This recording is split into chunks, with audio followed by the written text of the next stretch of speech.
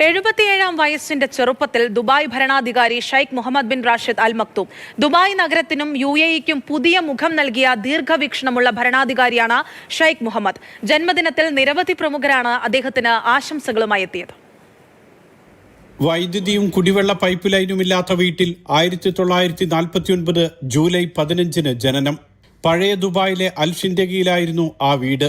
മുത്തച്ഛൻ ഷെയ്ഖ് സായിദിനൊപ്പം കളിക്കുമ്പോഴും മരുഭൂമിയിൽ ഫാൽക്കൺ പക്ഷികളെ പറത്താൻ പോകുമ്പോഴും ഈ നാടിനെ ലോകത്തിന്റെ നെറുകയിലെത്തിക്കണമെന്നതായിരുന്നു ഷെയ്ഖ് മുഹമ്മദിന്റെ സ്വപ്നം.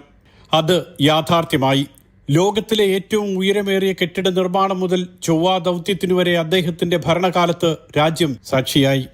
ഇന്ന് പറഞ്ഞാൽ തീരാത്തത്രയും ലോക റെക്കോർഡുകളുണ്ട് ദുബായ് നഗരത്തിന്. 7-ാം വയസ്സിൽ മുത്തച്ഛനൊപ്പം ഫാൽക്കൺ വേട്ടയ്ക്ക് പോയപ്പോൾ കാട്ടിയ അത്ഭുതകരമായ മെയ്വഴക്കം ചരിത്രമാണ്. ദുബായിലെ സ്കൂൾ വിദ്യാഭ്യാസത്തിന് ശേഷം കേംബ്രിഡ്ജ് സർവകലാശാലയിൽ നിന്നും ഉപരിപഠനവും സൈനിക പരിശീലനവും പൂർത്തിയാക്കി. 20-ാം വയസ്സിൽ ദുബായ് പോലീസിന്റെ മേധാവിയായി.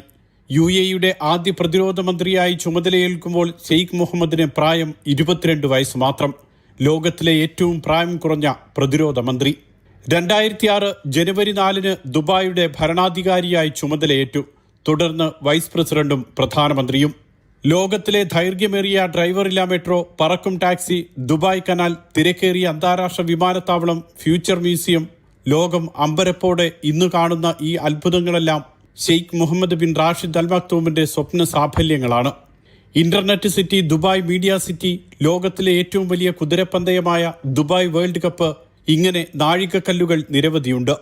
കിരീടാവകാശിയും മകനുമായ ഷെയ്ഖ് ഹംദാൻ പറയുന്നത് പോലെ നേതാവും നിത്യപ്രചോദനത്തിന്റെ സ്രോതസ്സുമാണ് Sheikh Mohammed bin Rashid Al Maktoum. Mathrubhumi news, Dubai.